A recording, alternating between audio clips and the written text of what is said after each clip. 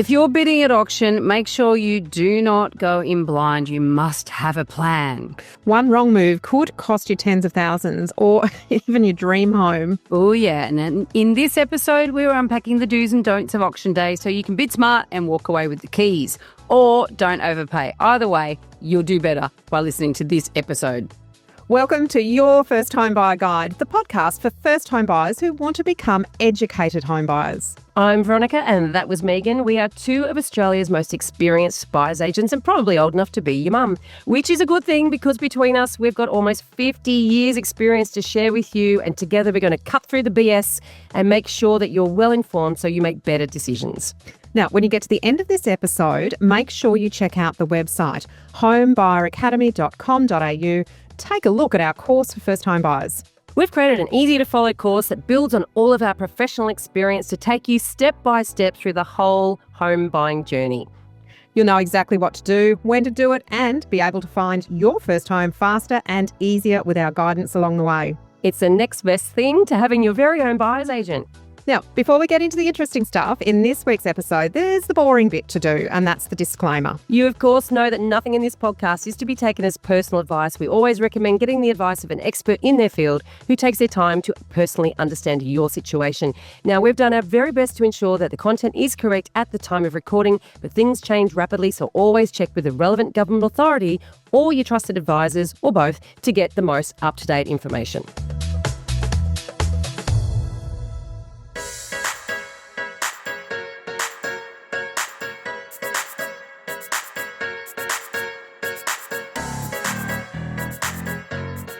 Today, we're going to demystify one of the most nerve-wracking parts of buying your first home. And I know that not everybody needs to worry about auctions, but, if you're buying in Sydney or Melbourne and increasingly in Brisbane and some other places, you are going to find that you are going to be bidding at auction and you need to know how to deal with that. Better to know before you go to auction than to worry about it while you're standing there. We see it all the time. Buyers walk into an auction with really good intentions, but absolutely no strategy. And then they either overbid, they underbid, or they freeze up completely and don't know what to do. They walk away from the property, Veronica, without even considering it because it's going to auction. Well, I know, that's exactly it. They don't even turn up. They don't even look at the property because they're too terrified of stuffing it up, or they just have this idea of, well, I'm not looking at a property that's going to auction. I will not compete. And it's like, well, guess what? In some areas, you're not going to be buying anything, right? And we do get it. Auctions are high pressure, they're fast paced, and honestly, they are a public performance, right? And it's you get a lot of performance anxiety. And the stakes are really high and you're under pressure. So we do get why you might want to avoid it, but in some areas, you shouldn't avoid it. It's okay. Knowledge is power. We're here. Here's the thing. We want to help you feel prepared, feel confident and calm under that auction pressure. And you can, because when you know what you're doing, the crowd, the auctioneer, fast talking frenzy, it actually won't rattle you. Right, so today's episode is all about the do's and don'ts of bidding at auction. Now, we're not going to give you everything. We save the full strategy for our course, right? And there's a lot in it. We're not going to be able to cover it all in one podcast, right? But we are going to unpack some of the key challenges and give you a few solid takeaways. Now, Veronica, you actually wrote the book on how to be auction ready, even if you're scared shitless. Mm-hmm. It's the Bible for all property buyers who need to understand the auction process.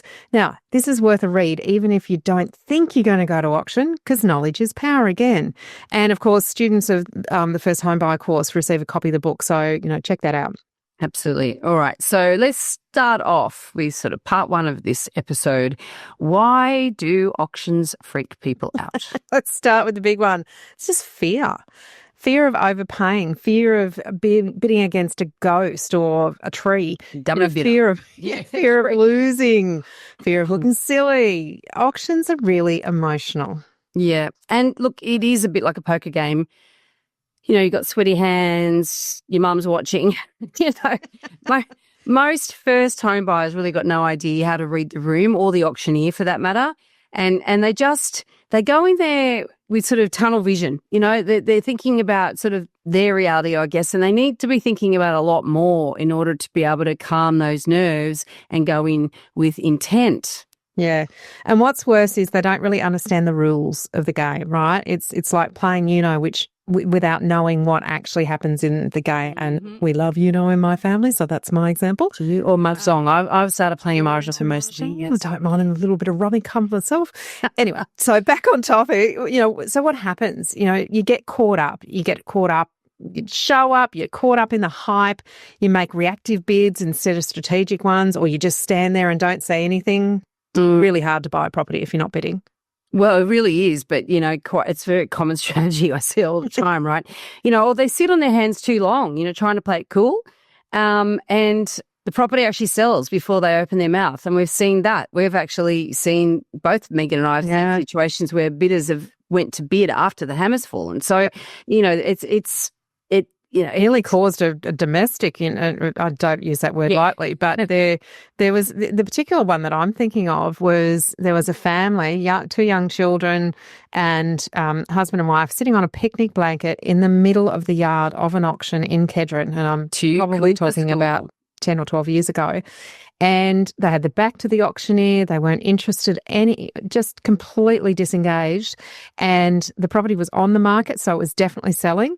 The auctioneer called, going once, going twice, going 3 times. And as the gavel fell, he casually, nonchalantly said, put in another bid. And he didn't even look the auctioneer in the eye. I mean, just was so disrespectful to the whole process, let alone the people that are involved in it.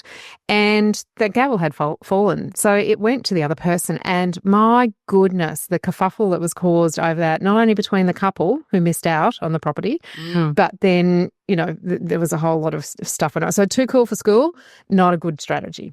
No, absolutely not. So, what can you do? Well, it all starts with understanding that you need a plan before you even registered to bid.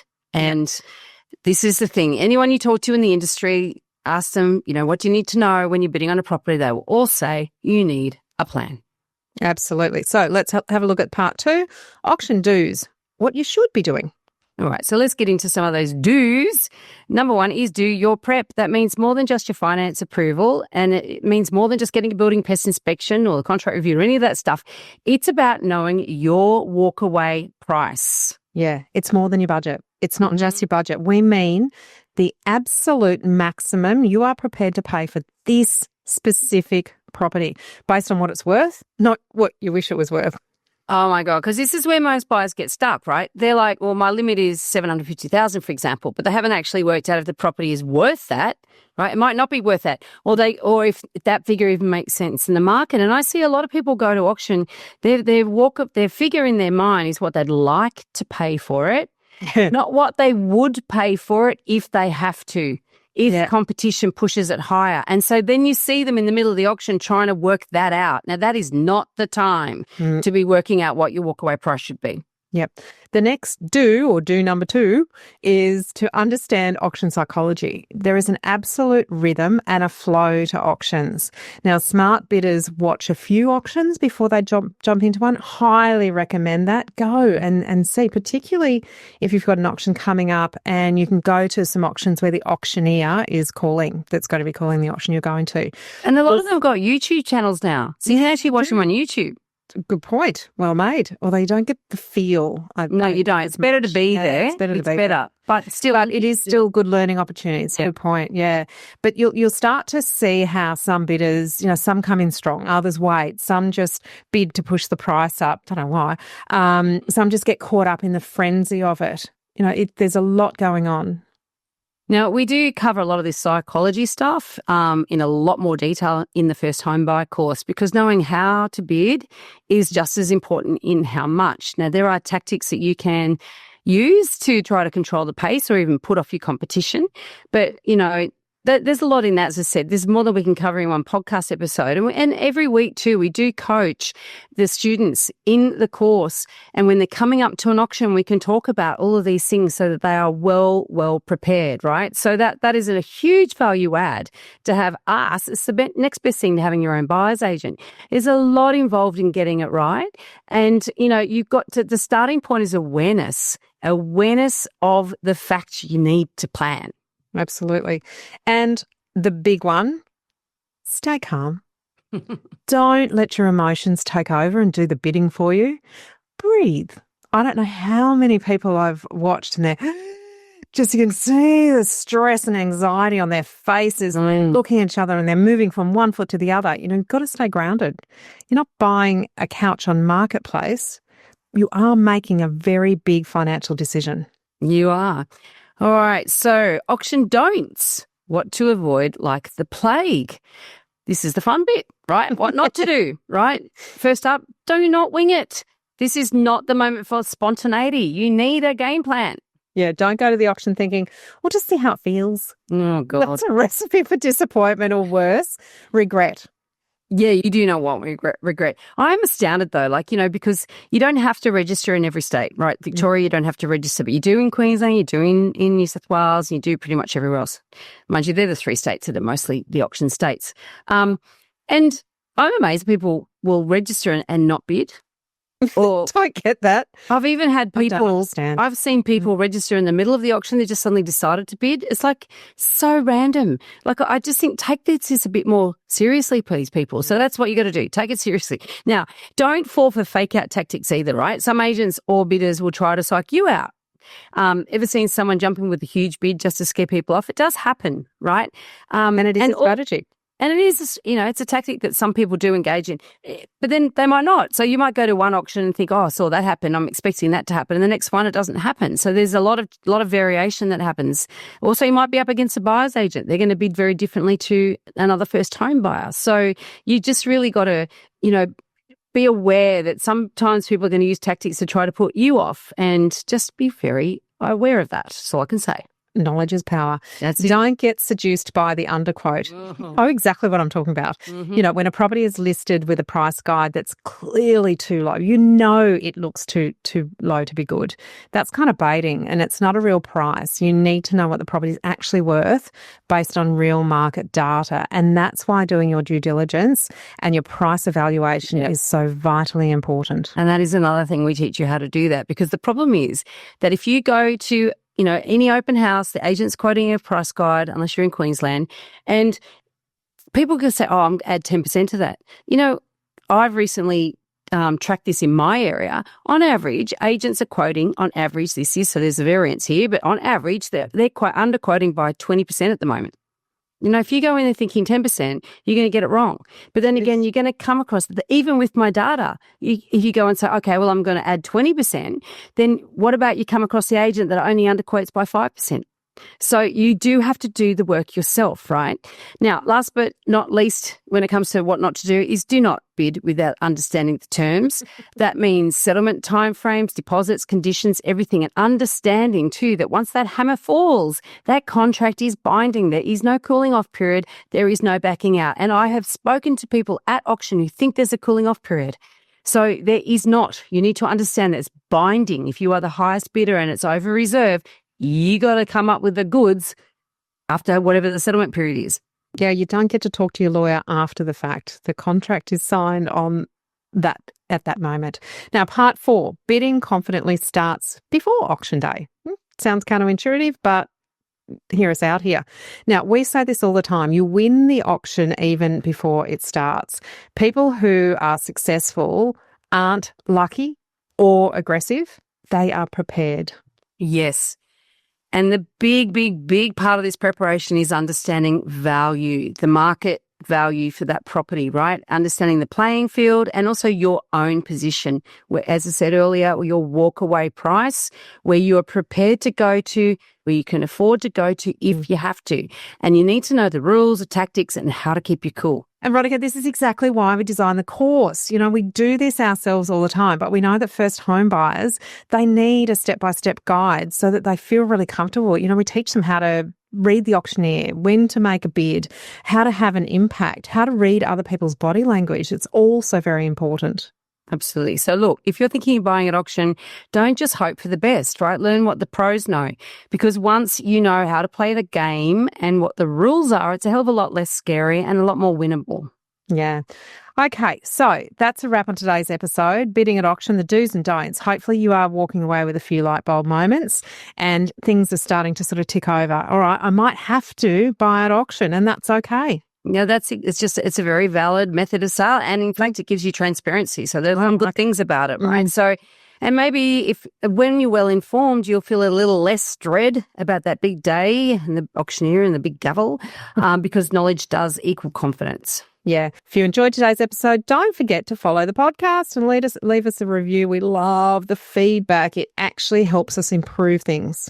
And it also helps other people find us. And we know that every first home buyer in this country would benefit from the information that we put forward in this podcast, right? So until next time, happy house hunting. Remember, knowledge is power, strategy is everything. Too many first-home buyers are leaving money on the table and hurting their future selves because they don't know how to do things in the right order. That's what we do. We teach you the exact steps you need to take and support you along the way. We help you move from a state of information overload to feeling excited and in control. You'll learn a clear step-by-step process that takes the guesswork out of buying your first home. You'll know exactly what to look for, who to talk to, and how to navigate every stage with confidence, avoiding costly rookie mistakes along the way. We've created your first home buyer course, a 10-module self-paced course plus online mentoring. Now, the course only costs $990 and you get direct access to us every week. You can share the link of any property you're thinking of buying and we can help you work out whether it's an A, B or C grade or a no-go zone. We even help guide you through your negotiations. Trust us, you will buy a hell of a lot better with our guidance and you'll overpay a lot more than the cost of the course if you don't know what you're doing. Thanks for joining us. If you've enjoyed this podcast, we encourage you to join our Facebook group. It's called Your First Home Buyer Guide Australia, and it's your opportunity to connect with us and ask us your questions, which we will answer. Meaning you can make sure that you're not getting led down the garden path. We hope to see you there soon.